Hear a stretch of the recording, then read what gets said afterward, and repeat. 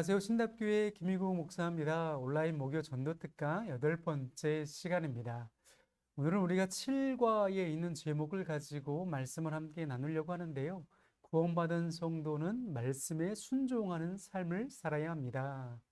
반대로요, 우리가 구원받은 성도는 하나님의 말씀에 순종하지 않는 삶을 살아간다면 어떻게 될까요? 우리는 흔히 종종 이런 말을 많이 합니다. 공허합니다. 불안합니다. 우울합니다. 초조합니다. 하나님을 믿는데도 말이지요. 왜 이런 말들을 종종 우리는 할까요? 추물해 보이는 그리스도인 혹은 내면에 불안하지만 참된 그리스도인의 모습을 나타내기 위해 억지 미소를 짓는 그리스도인이 많이 있다라고 이야기를 하지요. 특히 코로나19 이후를 지나가면서 이 이후에 우리 그리스도인의 삶은 특히 더 불확실한 미래 상황 가운데 언제 어디서 어떤 일들이 터질지 모르는 그런 상황 가운데 우리 역시 마찬가지로 우리 내면은 불안한데 겉으로는 그렇지 않은 척, 평안한 척, 그렇게 삶을 살아가고 있지는 않습니까? 교회를 다녀도 진정한 기쁨을 누리지 못하는 이유는 바로 영적 침체 때문이라고 말하는 목사님이 계십니다. 영적 침체에 혹시 여러분들 빠져 계신 분, 혹시 빠져본 분 계신가요? 영국의 아주 유명한 복음주의 설교자였던 마틴 로이드 존스 목사님께서는 영적 침체를 고치는 특효약에 대해서 이야기를 하셨는데요. 그 특효약이 뭐냐면 바로 성경 말씀이다. 하나님 말씀 안에 있는 교리다라고 이야기를 합니다. 어, 이 침체 상태의 치료제는 바로 그리스도에 대한 지식을 가지는 것이다 라고 말합니다. 여러분은 그것을 그의 말씀에서 얻을 수 있고 여러분은 그것을 배우려고 애써야 한다라고 주장을 하셨습니다. 그렇게 해서 영적 침체에 빠졌을 때 그리스도인 지식, 하나님의 말씀을 통해서 애쓰고 수고할 때에 그 영적 침체에서 벗어날 수 있다라고 말씀을 하고 있지요. 우리가 시편 42편 5절 말씀에도 자신의 영적인 불안함과 침체 가운데 어떻게 그것을 극복할 수 있는가 말씀하고 있는 구절이 있습니다. 우리 같이 한번 읽어볼게요. 내 영혼아, 내가 어찌하여 낙심하며 어찌하여 내 속에서 불안해하는가? 너는 하나님께 소망을 두라. 그가 나타나 도우심으로 말미암아 내가 여전히 찬송하리로다. 하나님께 소망을 두고 하나님의 말씀을 통해서 우리가 새로운 은혜를 경험한다면 우리의 삶은 여전히 뭐라고요? 하나님을 찬송하는 삶이 된다는 겁니다. 우리가 하나님을 바라보고 하나님을 의지하면 어떠한 상황 가운데에서도 우리는 하나님을 찬양할 수 있다라고 말씀을 하고 있지요. 따라서 여러분, 이 마틴 로이드 존스 목사님께서는 이 영적인 침체에서 벗어나려면 하나님의 말씀을 나에게 꾸준히 들려주라고 말씀하고 있습니다. 여러분들 매일같이 여러분 자신에게 스스로에게 그리고 여러분 자녀들에게 이 하나님의 말씀을 들려주고 계십니까? 시편 1편 1절과 2절 말씀은 또한 우리에게 이렇게 말씀하고 있죠. 우리 같이 한번 읽어보겠습니다. 복 있는 사람은 악인들의 꾀를 따르지 아니하며 죄인들의 길에 서지 아니하며 오만한 자들의 자리에 앉지 아니하고 오직 여호와의 율법을 즐거워하여 그의 율법을 주야로 묵상하는도다. 바로 영적 침체뿐만 아니라 하나님의 말씀으로 말미암아 하나님의 은혜를 입은 사람들은 어떠한 삶을 살아갑니까? 하나님의 말씀을 즐거워합니다. 그 말씀을 아침 저녁으로 늘 소가 먹었던 꼴을 다시금 되새김하며 그것으로 말미암아 배부름을 느끼듯이 그 말씀을 날마다 되새김하는 삶, 이것이 바로 복 있는 삶이고 우리가 이 시대 가운데 영적 침체에서 벗어나는 길이라고 성경은 말씀하고 있습니다. 여러분, 성경은 무엇입니까? 바로 하나님을 경험하는 유일한 통로입니다. 하나님을 알고 하나님을 만날 수 있도록 우리로 하여금 연결시켜 주시지요. 그래서 믿는 사람들을 온전하게 하고 하나님께서 주시는 복이 무엇인지 알려주는 유일한 길이 무엇입니까? 바로 하나님의 말씀이라는 사실입니다. 그러므로 여러분, 우리 구원받은 성도들은요, 말씀으로 인도함을 받습니다. 이게 무슨 뜻입니까?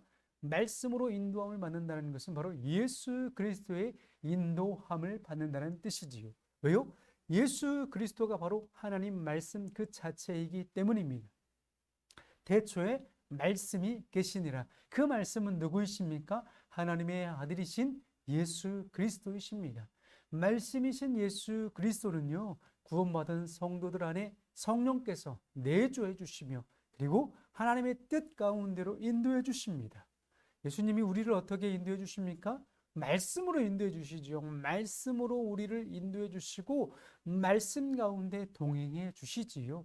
말씀으로 인도함을 받는 것은 바로 예수님의 인도함을 받는 것이고, 말씀이신 예수님은 지금도 살아계신 이 하나님 말씀 안에 거할 수 있도록 우리로 하여금 인도해 주십니다. 누구를 통해서요? 성령을 통해서요.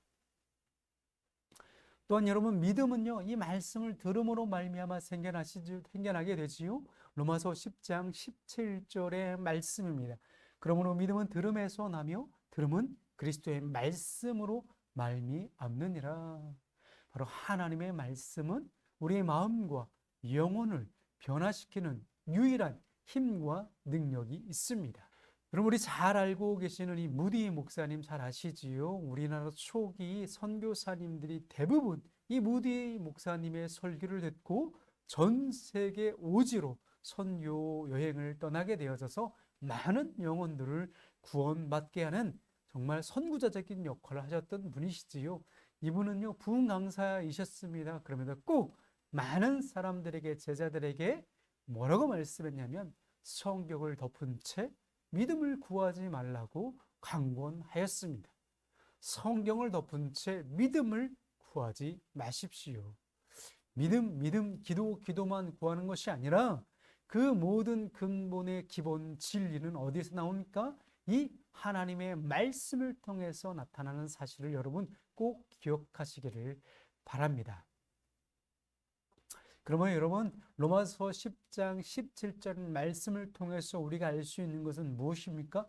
믿음은요, 저절로 생겨나지 않습니다. 우리가 하나님의 말씀을 들을 때, 그 하나님의 말씀을 들을 때 성령께서는 우리 안에 역사하시고 믿음을 갖게 해 주십니다.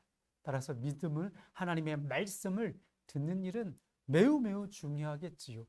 말씀은 듣는 자리는 어디예요? 바로 주일 예배를 통해서, 이 예배를 통해서 말씀을 들을 수 있어요. 새벽 예배를 통해서, 새벽 기도에 통해서, 우리 3분 메시지를 통해서 우리는 매일매일 말씀을 들을 수 있습니다.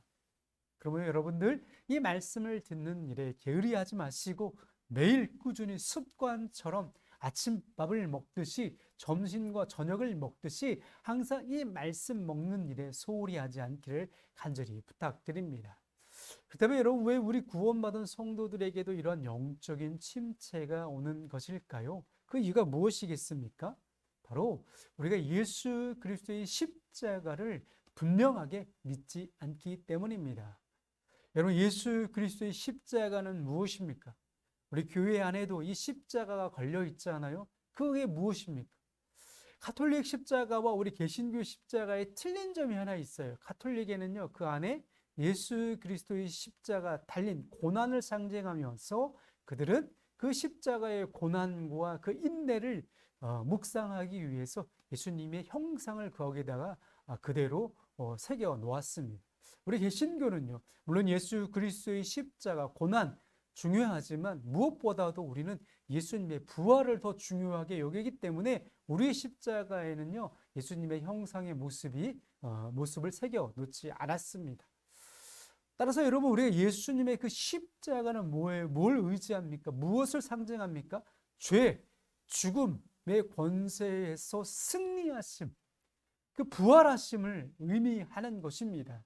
우리는 예수님의 그 십자가를 통해서 분명히 믿어야 할 것이 있어요. 그게 무엇입니까? 하나님의 능력이요. 하나님의 능력은 무엇입니까? 그 십자가를 통해서 우리가 묵상하는 것은 무엇이지요? 죽음에서 부활하신 예수 그리스도입니다. 불가능한 일을 가능하게 하시는, 십자가의 도가 멸망하는 사람들에게는 아무것도 아니지만 예수를 믿음으로 말미암아 살아가는 우리들에게는 하나님의 능력이 되는 것이에요. 그래서 그 능력을 믿음으로 말미암아 우리는 살아가는 것이지요. 여기에서 말하는 십자가의 도는요, 바로 로고스를 말씀하는 겁니다. 십자가의 말씀이요, 십자가에서 말씀하신 예수 그리스도를 상징하는 거예요. 그렇기 때문에 여러분, 이 십자가는 무엇을 상징하는 겁니까? 예수 그리스도요. 우리가 예수 그리스도의 십자가를 믿는다는 것은 예수 그리스도의 부활하심, 우리를 위해서 죽으셨다 부활하신 그 사건을 믿는 거예요. 이 믿음으로 말미암아 우리는 살아가는 사람들입니다. 두 번째로, 우리 이렇게 침체에 빠지는 사람들은 바로 기도하지 않기 때문이지요. 지난번에 제가 말씀드렸던 김장한 목사님과 조용기 목사님의 대화를 통해서 알 수 있는 것, 그 믿음의 역사가 물론 개개인의 능력과 믿음 안에 나타나겠지만, 바로 여러분, 우리가 기도할 때에 하나님께서 역사하시고 우리와 동행해 주시고 함께 해 주신다는 사실입니다. 빌립보서 4장 6절에서 7절 말씀이요. 같이 한번 읽어볼게요. 아무것도 염려하지 말고 다만 모든 일에 기도와 간구로 너희 구할 것을 감사함으로 하나님께 아뢰라. 그리하면 모든 지각에 뛰어난 하나님의 평강이 그리스도 예수 안에서 너희 마음과 생각을 지켜주신다라고 약속하고 있습니다. 여러분, 이게 무슨 말씀입니까? 그리스도인이 염려하지 말아야 한다는 겁니다. 왜 염려하지 말아야 합니까? 우리에게는 기도할 수 있는 권능이 있기 때문이에요. 여러분, 기도는 권능입니다. 능력이에요. 하나님의 손을 움직이게 할 수 있는 유일한 힘과 능력이 여기에 있기 때문이에요. 우리 그리스도인에게 희망이 있는 이유가 무엇입니까? 전능하신 하나님, 창조주 하나님, 우리를 구원해 주신 하나님, 우리를 치유해 주시는 하나님, 우리의 모든 것을 준비해 주시는 하나님께 기도할 수 있기 때문이지요. 여러분, 기도를 아뢰기 전에 감사할 수밖에 없습니다. 그 이유가 무엇입니까? 아까 본문의 말씀에도 보면 모든 것을 감사함으로 아뢰라고 말씀하지요. 여러분, 우리 자신을 철저히 하나님께 맡겨드리는 것이 기도이기 때문에 우리는 그 기도하기 전에 모든 것을 감사함으로 아뢰 수밖에 없는 존재라는 사실이에요. 여러분, 우리가 하나님의 말씀을 듣지 않고 그분의 인도하심을 받지 않기 때문에 또한 우리 안에 영적 침체가 옵니다. 역대상 10장 말씀에 보면 사울이 죽은 것에 대해서 분명하게 이렇게 기록하지요. 그가 하나님께 범죄하였는데 그 범죄한 사실을 뭐라고 기록하냐면 하나님의 말씀을 지키지 아니하고 또한 신접한 자에게 가르치기를 청하고 하나님께 묻지 아니하였으므로 여호와께서 그를 죽이시고 그의 나라를 이새의 아들 다윗에게 넘겨주셨더라 라고 말씀하고 있습니다. 따라서 여러분, 우리가 영적 침체, 영적인 늪에 빠지는 이유가 무엇입니까? 하나님의 말씀을 알면서도 듣지 않았기 때문이죠. 사울은 분명히 하나님이 어떤 분이라는 것을 알았지만 눈에 보이시지 않는 그 하나님, 그 하나님을 의심하고 여전히 자기의 생각과 자기의 의의를 드러내기에 너무나 바빴습니다. 너무나 바빴어요. 너무나 바쁘고 피곤하고 힘든 삶을 살았지요. 왜요? 하나님께 맡기지 않았기 때문에, 하나님께 묻지 않았기 때문에 자기의 힘과 노력으로 모든 일을 감당하려다가 하다 안 되니 어떻게 합니까? 신접한 여인을 찾아가서 사무엘을 불러달라고 청하지요. 이것이 바로 하나님께 범죄하는 것이었고 하나님의 마음을 아프게 하는 일이었습니다. 또 한 가지 무엇이 있습니까? 네 번째로, 눈에 보이지 않는 마음의 죄요. 우리 마음속에 보이지 않는 죄는 누구만 알고 있어요? 저와 하나님만 알겠지요. 마음속에 간직한 어떤 죄와 습관의 문제, 이것을 포기하지 않기 때문에 그 죄가 우리의 기쁨을 뺏어가게 됩니다. 죄의 문제를 해결할 때 바로 비로소 우리는 영적인 침체에서 벗어나게 됩니다. 따라서 여러분, 우리 마음의 죄악을 품으면요, 하나님께서요 우리 기도를 들어주시지 않습니다. 하나님이 주시는 회복과 이 부흥의 역사가 일어나지 않습니다. 하나님과의 관계가 이 죄로 말미암아 끊어졌기 때문이지요. 따라서 여러분, 우리가 이 죄의 문제를 회개하고 이 어두운 습관이요, 세상의 습관이요, 나만 아는 그 죄의 문제들을 꺼내내는 것이 바로 영적인 침체를 극복할 수 있는 방법이라고 합니다.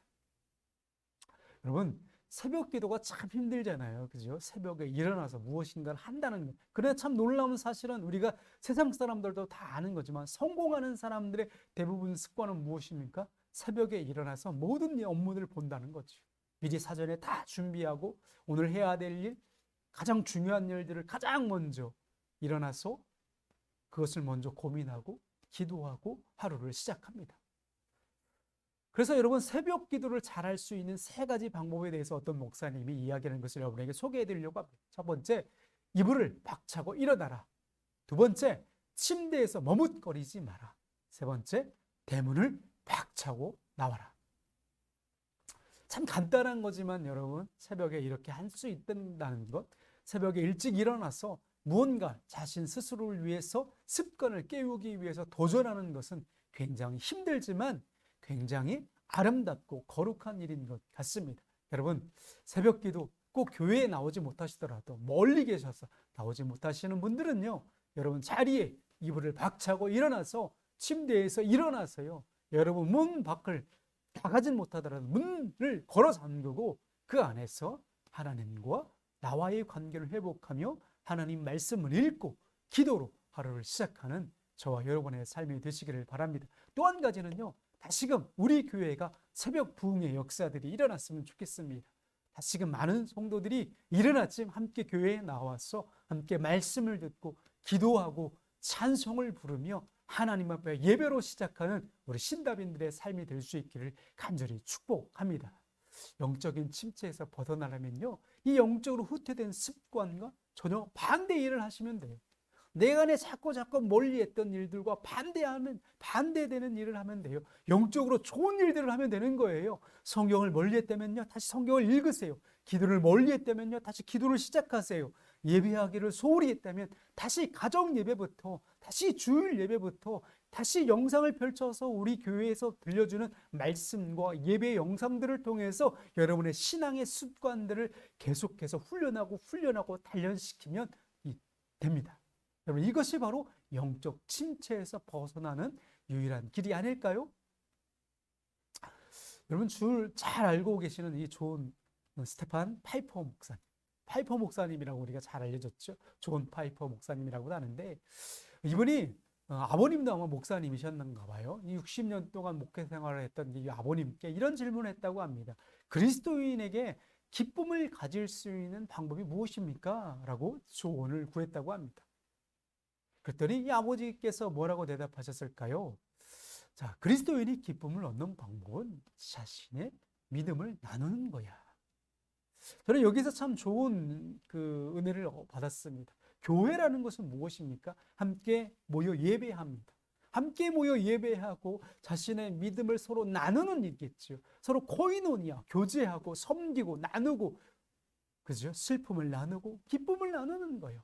이것이 바로 교회의 역할이고, 교회에서 함께 모여서 나눠서 신앙생활하고 예배하는 이유 아니겠습니까? 그러면서 이 존 파이퍼 목사님은 한 가지 더 덧붙여서 우리에게 이렇게 말씀을 합니다. 그리스도인들에게 있어서 이 기쁨은 넘쳐 흐르거나 말라버리거나 둘 중에 하나입니다. 여러분은 어떻습니까? 여러분의 삶은 어떻지요? 여러분 기쁨이 흘러 넘치십니까? 가정 안에 기쁨이 흘러 넘치십니까? 여러분 직장 안에 삶의 자리에서 기쁨이 넘쳐 흘러 넘치십니까? 아니면 이 기쁨이 말라서 늘 쪼들려서 늘 바빠서 늘 피곤하고 늘 힘겹고 어렵고 영적인 침체에 빠져서 헤어나지 못하는 그런 삶을 살아가고 계십니까? 지난 우리 사순절 때 기억나시지요? 저 작은 우유 저금통, 우리 교회 학교 아이들로부터 시작했던 것이 우리 사순절을 맞이하여서 온 교우들이 함께 동전을 모아서 기부를 했습니다. 그래서 우리 사순절 때 기부했던 이 기부금을 통해서 물론 우리 교회뿐만 아니라 많은 우리 국내 교회들이 네팔, 라오스, 캄보디아, 미얀마 이렇게 4개국의 여러 나라에게 1만 명이나 되는 많은 사람들에게 사랑의 쌀을 전달했다고 합니다. 우리가 하기에는 작지만요, 우리가 나누는 이 작은 것들로 인해서 많은 영혼들에게 이 하나님의 은혜와 사랑을 전달하게 되었습니다. 여러분 이거 기쁘지 않습니까? 이 기쁨을 우리의 손으로는 좀 부족하지만 우리가 함께 나눈다면 작은 일이지만 오병이어와 같지만 그것은 하나님의 사랑으로 하나님의 기적으로 이 세상 가운데 나타난다는 사실을 여러분 기억해 주셨으면 좋겠습니다. 또한 지난 가을이지요. 10월 마지막 주에 우리 교회 학교 아이들이 이 마당에서 자신들이 갖고 있는 물건들을 이웃과 함께 나누었습니다. 1,000원, 2,000원, 뭐 100원, 500원짜리도 있었지요. 그런 것들 하나하나 모아서 거둬들인 수익금을요. 무려 얼마였어요? 144만 300원. 이 금액을 가지고 우리 아이들이 무엇을 했냐면 우리 답심리 이동 주민센터에다가 의뢰를 해서 이 지역에 사는 어르신들 가운데 홀로 사시는 어르신들, 앞으로 추워지잖아요. 이 추위에 따뜻하게 전기장판 20명에게, 이 20분의 어르신들에게 이 전기장판을 구매해 드릴 수 있었습니다. 참 아름답지 않습니까? 우리 아이들의 작은 마음이지만, 우리 성도님들이 함께 물론 도와주셨지만, 이 작은 정성이, 작은 나눔이 우리 지역에 있는 어르신들에게는 큰 기쁨과 감사함을 나눌 수 있는 따뜻한 온정을 경험할 수 있는 귀한 시간이었습니다. 우리 아이들 정말 대단하지 않습니까? 우리 교회가 앞으로 더욱더 이런 일들을 많이 펼쳐 나아갈 것입니다. 우리 신답교회 선교위원회에서는요, 물론 그동안에 우리가 전도는 못했지만 지역 어르신들과 또한 지역의 어려운 가정들에게 이렇게 꾸준히 도움을 우리가 주고 있습니다. 이런 것들이 바로 우리가 나눌 수 있는 구원의 기쁨과 즐거움을 나눌 수 있는, 또한 영적인 침체에서 벗어날 수 있는 아주 좋은 통로가 아닌가 생각이 되어집니다. 여러분, 은혜를 나 혼자 간직하면요, 기쁨이 마르지만 이 은혜를 나누기 시작하면 어떻게 됩니까? 흘러 넘칩니다. 우리 아이들은 이것을 벌써 경험을 하고 있고요. 이것이 우리 어른들로부터 또한 계속해서 흘러 넘쳐서 우리 교회 학교 아이들이, 또한 우리 신답교회가 2023년도에는요, 영적 회복의 역사가 일어나서, 영적 부흥의 역사가 일어나서 이 지역의 많은 영혼들에게 이 기쁨과 사랑을 흘려보내는 거룩한 축복의 통로, 구원의 방주로서의 사명을 감당할 수 있는 우리 신답교회가 되기를 간절히 축복합니다. 자, 오늘은 여기까지 하겠습니다. 감사합니다.